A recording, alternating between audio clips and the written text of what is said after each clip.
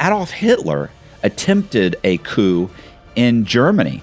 There are so many examples of political figures that are criminals, arrested, thrown in prison, get out of prison, take over the country or multiple countries or half the world.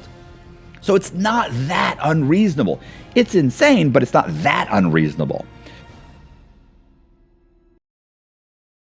Hey, this is Matt Cox, and we are going to be doing a continuation of the Frank AMODEO story based on the book that I wrote about Frank, which is It's Insanity. And Frank, in the last segment, I think we talked about how Frank had just reduced my sentence by 12 years.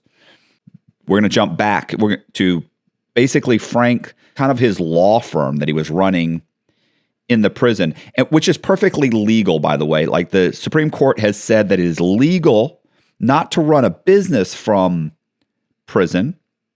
There are a few things you can do as an inmate from prison to make money. And that is, as far as a business kind of is concerned. And one of those things is you're allowed to write stories. Inmates can write stories. They can write their fellow inmates stories. They can write stories, and they can sell the rights to those stories. They can't be an employee of like a newspaper, but they can sell things on a piecemeal basis. I'll give you an exact example. I have a friend named Seth Ferrante. He used to write for Vice magazine, and he was incarcerated, and Vice paid him a small budget to interview other inmates, and they put it in their magazine. They'd pay him, $200 a week for a little article about an inmate that he was in prison with. Now he's not being paid hourly. He's not being paid like a W-2 employee. This piecemeal. These are little assignments. So you're allowed to do that. You're all allowed to write a book, sell a book, get an advance for the book, get royalties. You're allowed to do things like that, but you can't run like a CPA firm where people are sending you in their taxes and you're doing it and you've got a whole slew of guys doing taxes for you. You can't do that. But one of the things the Supreme Court has said is that because inmates have such limited access to the law and such limited understanding of the law, that inmates are allowed to help other inmates with their legal work. So when Frank was doing my legal work, it's perfectly legal for him to do that. Now, I can't pay him. I'm not allowed to pay him, but people do pay guys. I don't know of anybody that really paid Frank for his services.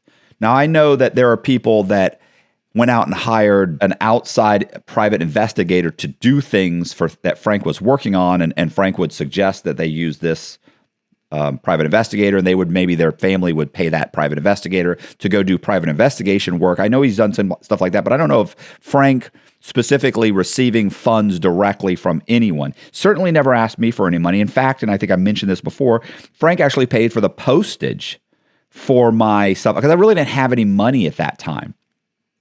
I was writing guys' stories, and of course I was writing Frank's story. So because I was writing Frank's story, I spent more and more time with him. And one of the things about Frank and about the prison in general is that it was made up of 3 different large buildings, which were units, housing units, and each housing unit had 4 housing units within that building. So let's say there's 4 or 3 buildings, 3 housing buildings, and there were units within it. Frank was actually in my building, but he wasn't in my housing unit. I was in B4. He was in, I think, B3. And you're not really allowed to go from building to building, right? So I'm not really allowed to go into Frank's unit. But people do it all the time. They'll go in. You're not supposed to, but they go in and say, hey, they sneak in and the guard doesn't see you because the guard's in the office and he can't see the front door from the office. Or usually they'll close the door and they're practically falling asleep or playing on the computer. So, or sometimes you just ask the guard, hey man, can I go see Frank? They'll go, yeah, go ahead. So Frank would kind of hide out in his housing unit. The prison had actually given him an office because he was doing so many guys' legal work, which is comical because you really have to know the prison system to know how over the top insane it is that the warden would give Frank an office of his own to do legal work in that he had. That is so over the top. It's not inappropriate, but it's just unheard of. But still, people really can't come in the unit to see Frank. They, it's hard to get in and out, and they could get in trouble. So what Frank did was he would go out in front of his unit, and he was on the second story, and he would come down the stairs and go outside. And there was an area that we called, I may have mentioned this before, we called Stonehenge. Stonehenge was a big circle, and it was a large, and I mean large, like it was probably 50 feet, 40 or 50 feet, from one edge to the other in kind of like a circle. And then there were 4 benches, or 4 tables with benches, concrete tables with benches, in a little kind of square in the middle. And then along the whole side of it were concrete benches. Well, really the concrete benches around the side of it made it look like Stonehenge. And it's funny because there was one in front of my unit too, and we called that Canterbury Circle, because a lot of people don't realize that there's Stonehenge, and there's in another part of, I want to say England, there's actually another part that looks just like Stonehenge, but they call it Canterbury Circle. So it's actually very much looks like it was built by the same people, whoever did that. Whatever. I don't know. I'm not a historian. The point is, Frank would go out there and sit. He had certain nights where he would have like Spanish Tuesdays, and he would go sit down and he would meet with Spanish people in the prison, Mexicans, people from Spain, whatever, South Americans. And they would come and they would meet with him. And he had an interpreter that would interpret their whatever legal issues they were having. And then whatever he could do for them or couldn't do. And listen, many times he would look at somebody's stuff and he would say, look, there's just nothing we can do. Like you've got 12 more years to do or 10 more years to do, and you're going to do them. So the problem is Frank, a lot of times he would take on cases that he just shouldn't have taken. Like it was such a crapshoot. That's like, Frank, this is never going to happen. Like you're never, yes, but if we can do this and do this, and if for God's sakes, like you could spend your time better working on someone's case who's got a chance. But, he wants to help everybody. Which I think partially is part of his mental issue, is that, he wants to be that savior, and in my case, of course he was. So, I mean, who am I to say? So you got Spanish Tuesdays, and then he would come out like maybe he had 3 or 4 days a week. He came out, and it was almost like a schedule, right? Like he would tell everybody, I'm going to be out on Wednesday. I'll be out from 7:00 until lockdown, which is I think like 9, so come out there and meet me. And he would literally be sitting at the table, looking at people's stuff, going over their paperwork or taking notes. And he had someone there that he would have someone there that would take notes for him. I mean, it really was like, if he wasn't wearing greens, because in Coleman, most federal prisons, they wear beige or tan, but in Coleman, you actually wear green, which is weird because it's like, why would you wear green? Why would you wear green when the whole purpose is that you don't want to if you could get out of the fence, you immediately go into the tree line. Now I'm wearing camouflage green. Like I'm gone. You're never going to find me. I don't know why they did that. It's stupid. Anyway, he's there. If he wasn't wearing green, you would think the guy was a lawyer. I mean, you would think you were at a law firm, right? And so guys would literally be standing there. There would be 5 guys deep, 6 guys deep, standing there with their, holding all their legal work, like waiting to talk to Frank. And I make fun of it because I was one of those guys. So it's not like I'm picking on them, because I know exactly how it feels. Like you got your transcripts and you got your stuff and you're standing there with like your file, like, Frank, can I talk to you real quick? So, this guy is your only hope. And so he'd sit down and Donovan and I and Pete, my buddy Pete, we would sit at the table directly behind him. Keep in mind, Frank had a bunch of drug dealers that are doing legal work for him. He teaches the legal research class. So he teaches guys how to do research on the legal computers. And he would have a group of guys that worked for him, right? Or, with him, whatever. He's not paying them or anything, but they would do research for people's cases, because they wanted to, look, if you got 20 years and you're down 20 years, being mentored by someone who's got a law degree and is successful in prison and can teach you the law. Like you mentor under Frank for 2 years, you're basically a lawyer. And imagine the amount of criminal cases that are going through your hands, and really you're getting the equivalent of 5 or 10 years worth of experience by being under this guy. And so these guys are gladly donating their time. He would give them an assignment. They would go do the research. They would print out stuff. They'd bring it to him. He'd highlight it. He'd say, look up this case, read this case, tell me what this says. Like these are paralegals for him. Or associates. We used to call them Frank and his associates. So back to Stonehenge. Me, Pete, Donovan, and a couple other guys, we would sit in the table behind Frank, and I would just kind of listen to him. And Frank, it's funny too, because like my hearing's not great.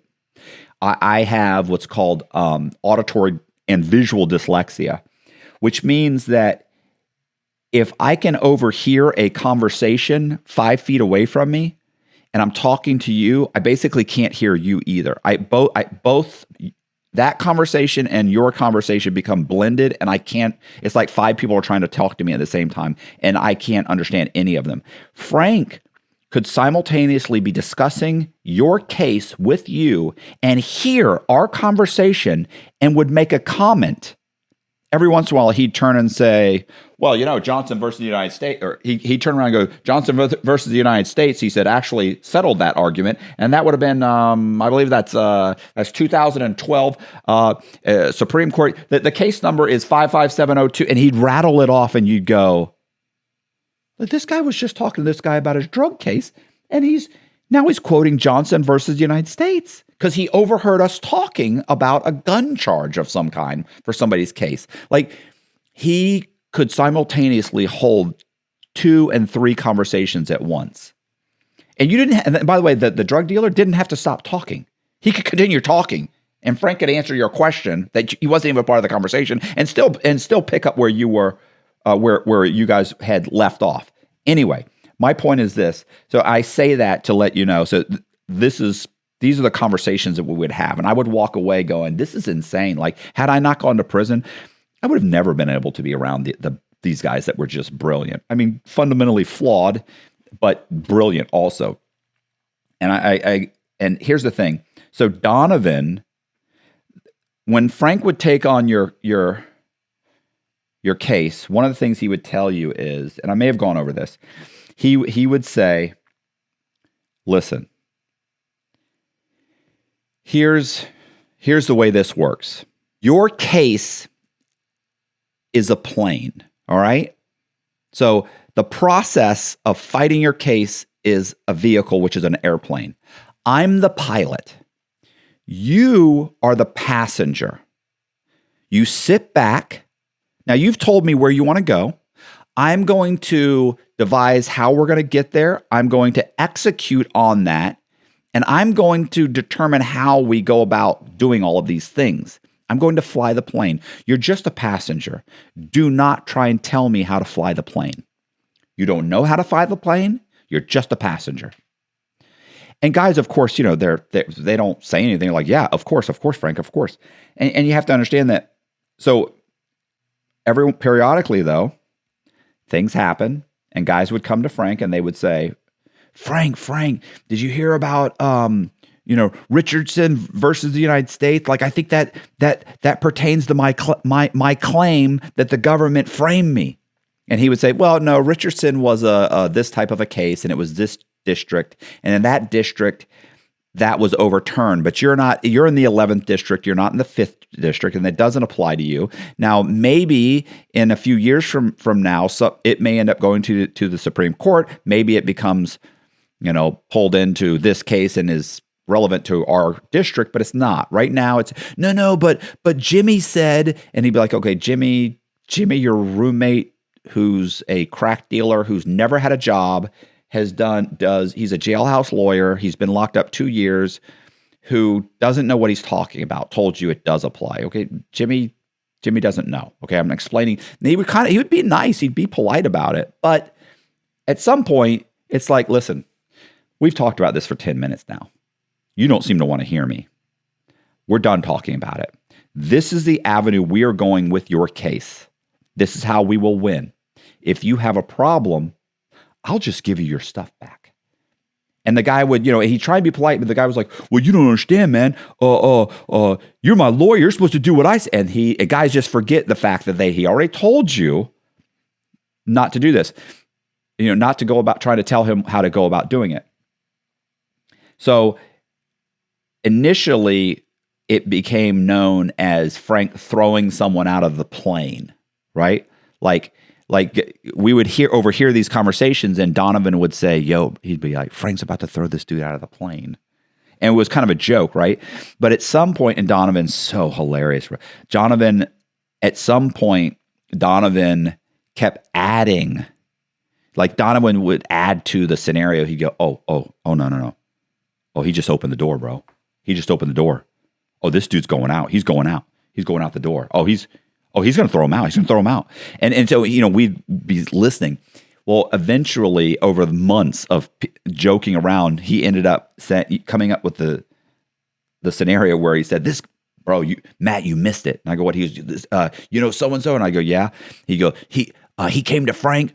Frank didn't just throw him out of the plane. He threw him out of the plane, and he threw him right into the turbine.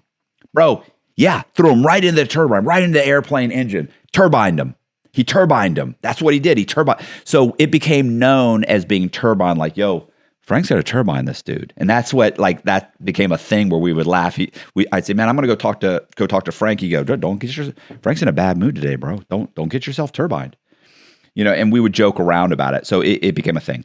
So I say that to tell you that one time we heard, and I've mentioned this before. I have to. I don't know if I told this during this thing, but Colby said I didn't tell it, but I think I did. I'm going to tell it anyway. So one time Colby's arguing with this drug dealer about his case. And the guy's like, no, this, and he's trying to explain to him that this isn't the way it works, and you're wrong, and this and that, and this isn't going to happen. I'm sorry, this isn't working for you. And so he's going back and forth with his drug dealer. He gets manic, right? So he gets really manic, and all of a sudden Frank goes, if you continue with this, I will anthrax your entire village. And the guy looks at me and goes, village? He goes, village? He goes, Frank, I'm from West Palm. And he goes, West Palm then. And I mean, we were just busted out laughing. So, the guy, I don't know, I forget what happened. The guy backed down or whatever happened. The guy walked away. They didn't really I only saw one confrontation with Frank. I had heard about a few where, he would yell at somebody and somebody would, I remember there was one where this guy physically attacked him, and I was sitting right there when the guy slapped him in his face, which is going to happen every once in a while. You forget that you're dealing with violent guys. And listen, I thought this guy was going to get killed. He slapped Frank in the face, and Frank stumbled back. And listen, this Jamaican guy jumped up and went towards him. The guy took off running. I mean, it was like there were 3 or 4 people that stood up immediately to move towards this guy. Like they would have beat that dude down for Frank. Anyway, and Frank immediately, it was so funny too, it's typical Frank. He immediately was like, no, it's okay. And Frank stepped over the line. I think he ended up saying something about the Bloods, and this guy was like a Blood or a Crypt or something. Frank made some comment about, that's what's wrong with you guys. That's why you guys, and said something insane that, was probably not that far over the line, but in prison, it was over the line, right? Like, you don't insult this guy's gang. With that said, I remember one time we're sitting there and I'm writing the story, right? Like I'm writing this story, and I remember talking to Pete about it, and we're sitting behind Frank. Donovan's there. We're sitting there talking. We're joking around. And I said, what's so funny about Frank talking about taking over the world? And Frank heard that, right? Like Frank's sitting there talking to somebody and looking over their transcripts. He was probably like, whoop. And he goes, and I said, what's so funny about that? Is that, you say that and you joke around like, oh, yeah, this guy who's locked up in prison for 20 some odd years, he thinks he's going to get out and take over. He's going to get himself released early, and he's going to take over. He's going to build this massive company, and he's going to end up buying up all these companies with military applications just like he was doing before, and he's going to build an army, and he's going to take over countries, and he's going to end up taking over the entire world. Like, how ridiculous is that? Like this guy's delusional.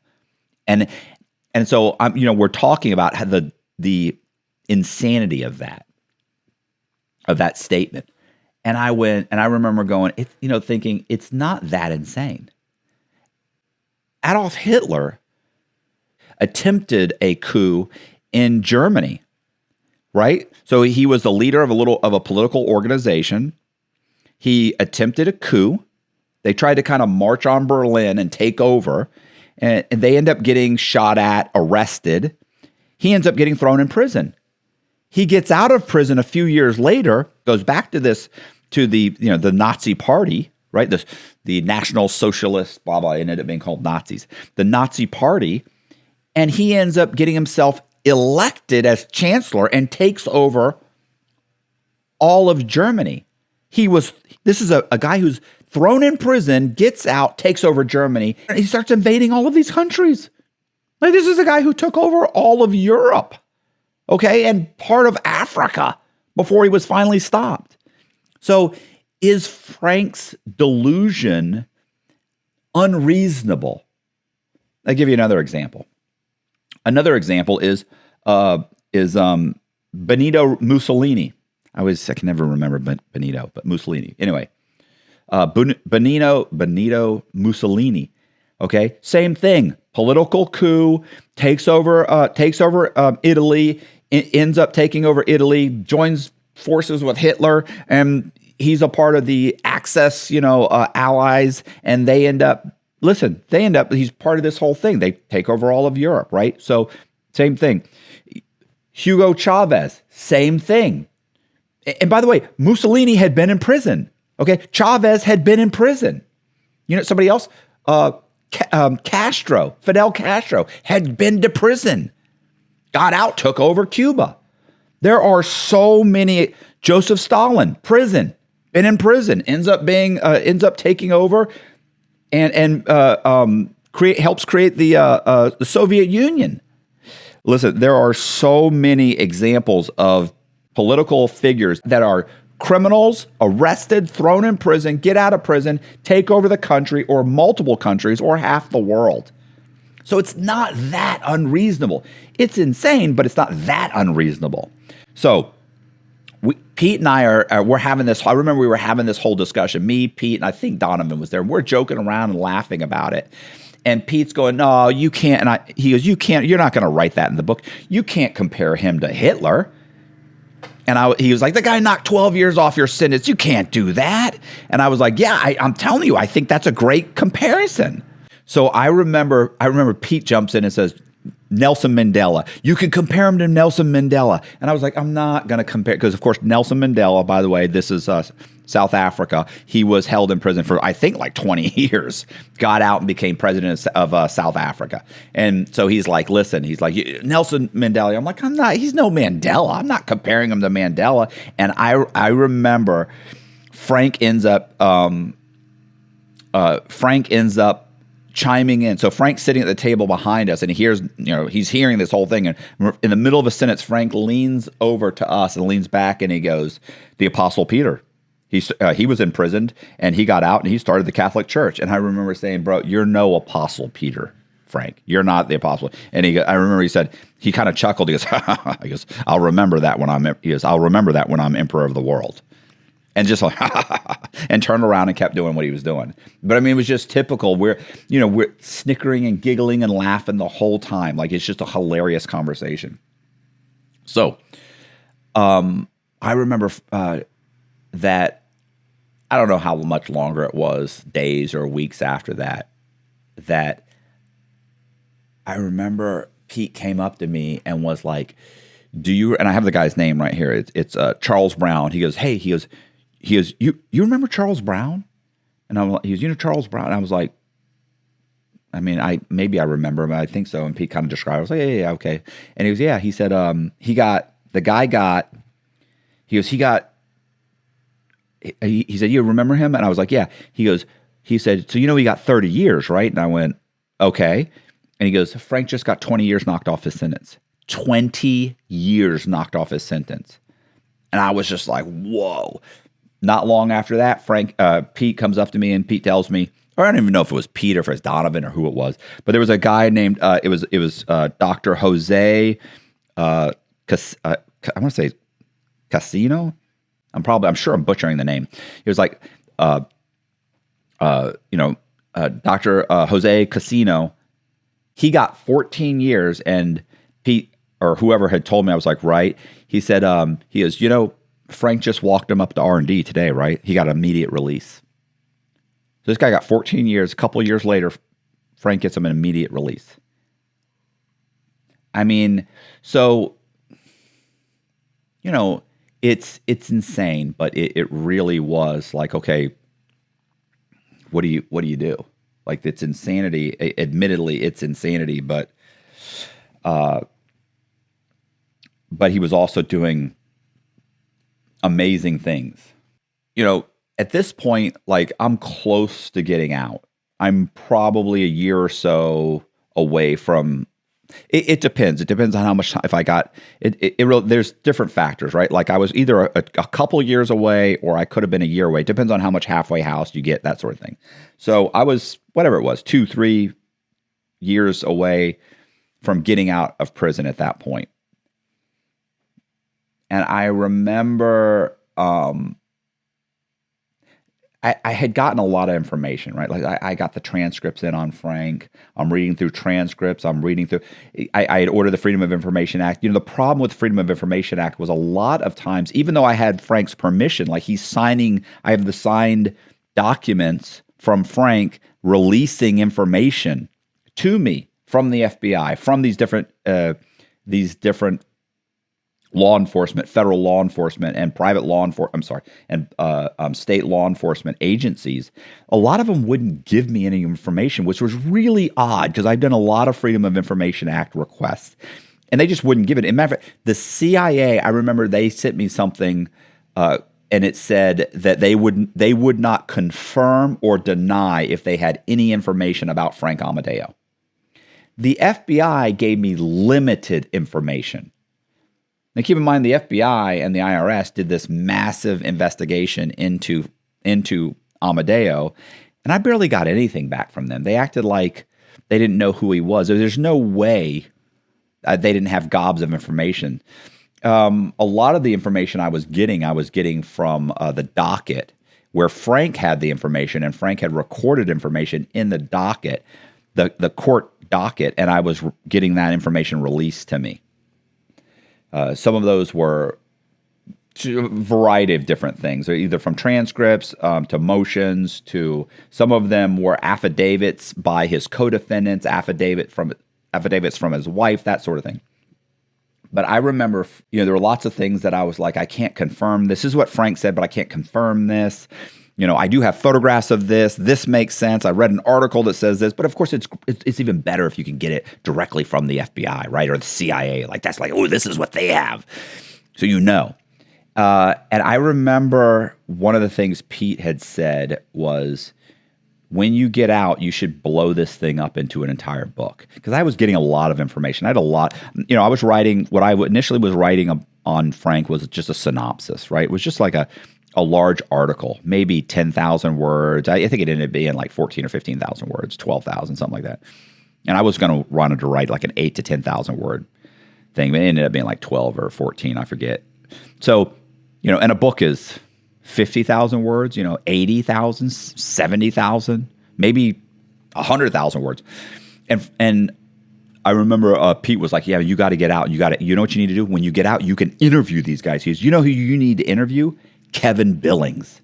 Kevin Billings had been the head of the CIA, or head of the Secret Service detail that protected George Bush, right? George Sr. And we have photographs of Kevin Billings with him. They're on Air Force One, all these different things. And I remember he said, and I got pictures on my website of Kevin Billings with George Bush, with Frank, with everybody.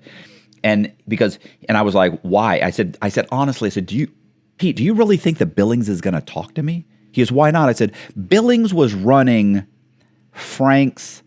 he was running Tactical, which was Frank's private security company. Like, Billings, and I'll get into this later when Frank when they try and take over the Congo, right? They try and pull off a coup, a political coup. Frank says it was a political coup. the Congolese are saying it was a military coup. I think they did have weapons. Frank says they had no weapons.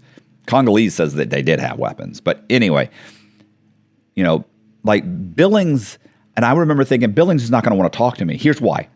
Billings was head of Frank's, of Tactical, and Tactical was owned by a guy who Billings knew was mentally unstable.